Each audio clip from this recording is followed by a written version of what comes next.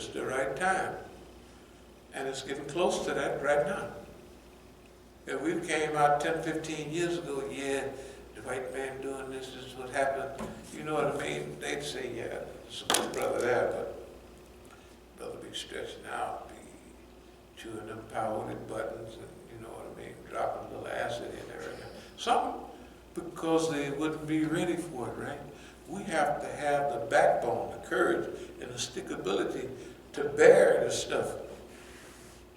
How long are we going to bear it? Till it gets easy to carry it. It turns easy. Anyway, let me pick up a little bit. Team failure, they have that.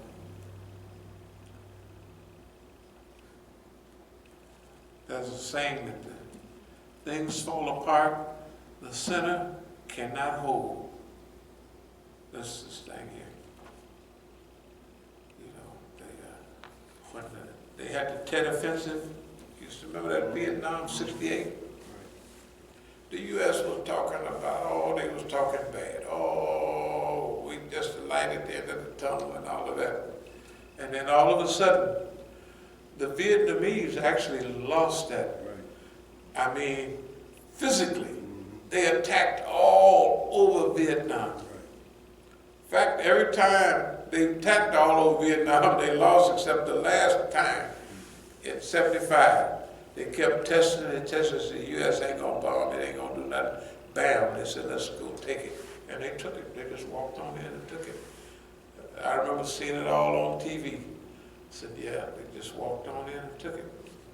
But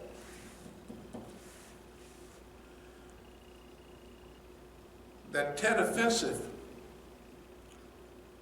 proved that the white man was lying. That it ain't no light at the end of the tunnel. You know? Now, you have to think about it. Historical pattern. When has America won a war? Let's talk over the last time they won a war. Afghanistan? No, please let us out. Hey man, can't y'all just, we work out something and then now boom! They said, well, you look, boss man, look like you want to get out of here too fast. We ain't gonna let you go. They holding on to, they looking at, tell the truth. They ain't letting boss man go. You want to go? We ain't letting you go.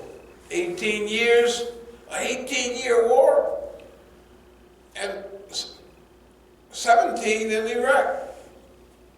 Is it 17? No, it's 18.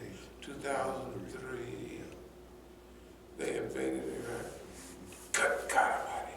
So, to everybody else, to us it maybe last month, a few months back, but everybody else, 2003 was a long time ago. You know what I mean?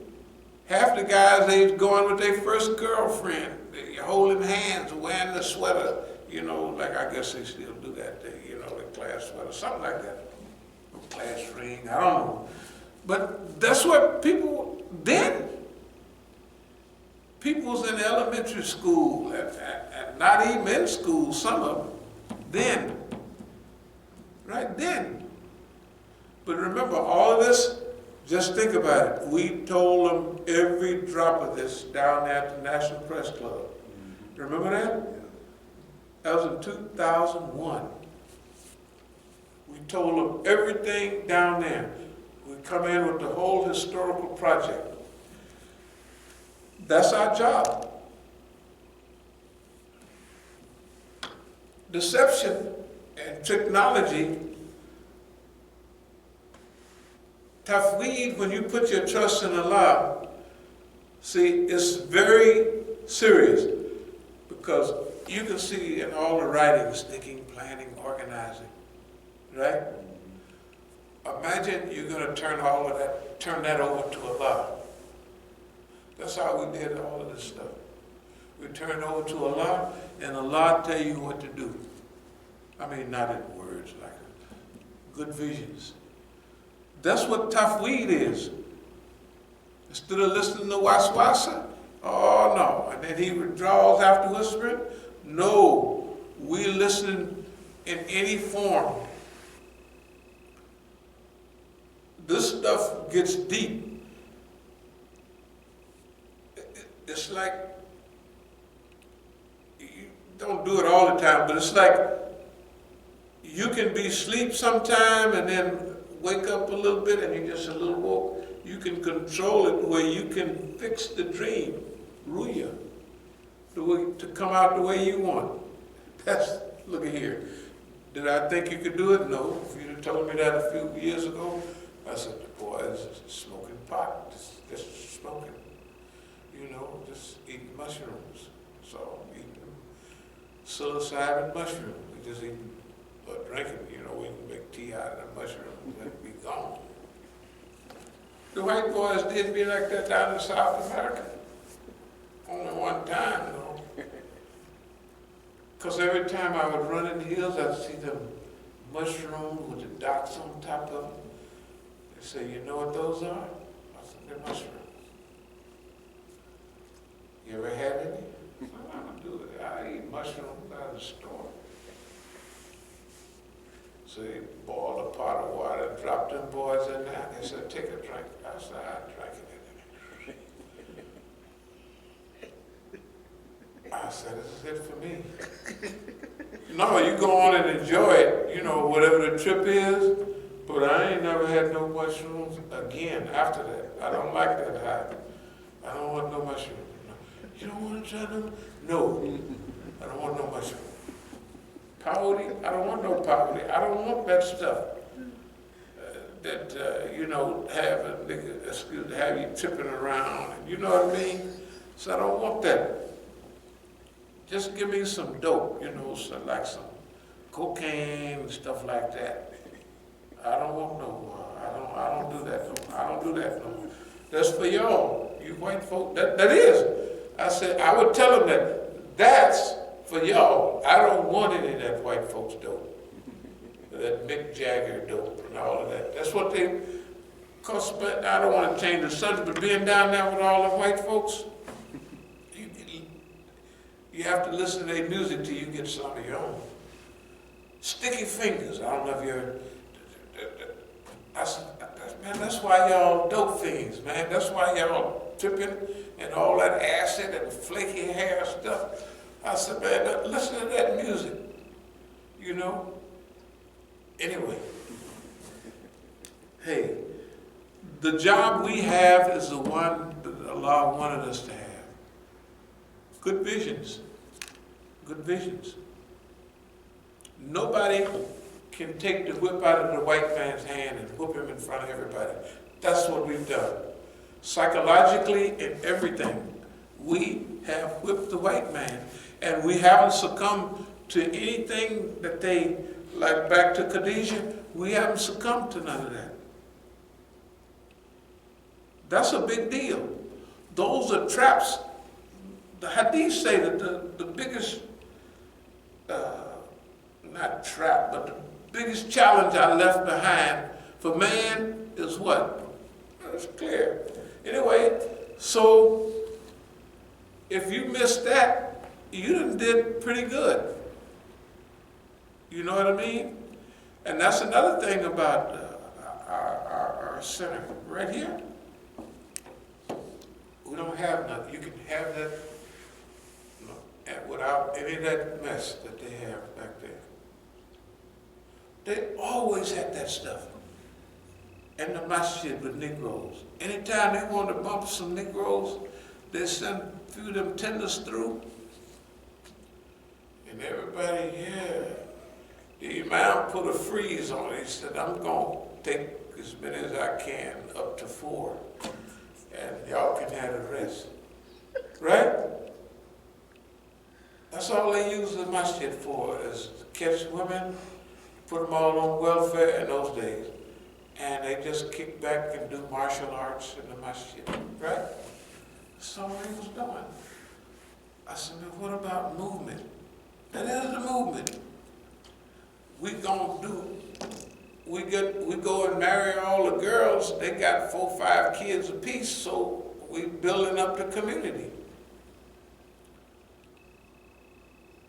I said, technically, You're living off their welfare money. You remember the days when you got plenty of welfare money.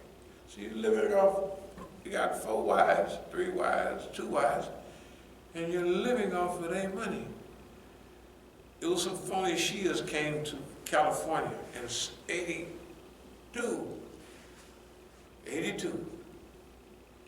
Ali Abdul Malik and a whole crew, because they was always putting whole crews, and they was phony Shias, but they came from Baitul Deen. Anybody ever heard of Baitul Deen? Baitul Deen was in Blanco, Texas. It was Sheikh Fadlala, that's right, down there in Texas. I don't know if y'all ever heard of him. And I asked the brother when he came to Oakland, because they brought a whole crew of women and children, and they was trying to break up our tightness between the Iranians and the Negroes.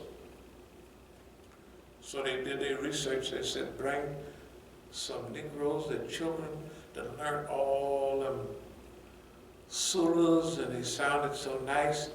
But these Iranians were sharp. There's something smelly about this right here. So it had nothing to do with it. Finally, about a year later, Ali Abdul Malik collected all the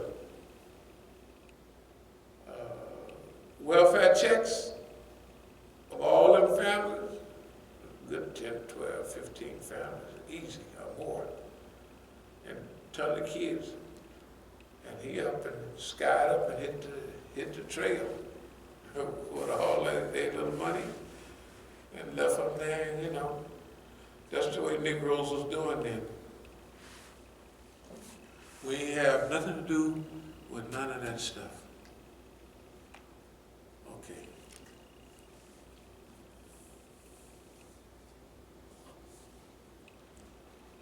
Because our people are not too good at forecasting and predictions and all of that stuff, they've had a team failure, that's what we call it. That's when things fall apart. The center can't hold. They try to manage it for a while and then it just falls apart. For them, we're going to suggest that they develop a national dysfunctional center. So they're dysfunctional. A national dysfunctional center. Where they can go and they'll have mirrors everywhere for people to look in the mirror and see what they look like. And especially Khadijah and them. First, just put a mirror there. And I say, don't scare yourself now. You slip up on the mirror. Because I was telling her, I was just playing with her. I said, girl, you better look like you've been whooped with an ugly stick. You know. And that ain't no fun. That's old. That's Mom Mason. But the young people never heard about it. So, can you imagine being whipped with an ugly stick? The stick is ugly and it makes you ugly. The more you get whooped, the uglier you get. That's terrible. Boy, I'm telling you. But see, that's the way they feel about themselves. They can't change themselves with that bad behavior. Right? You can't become beautiful with bad behavior.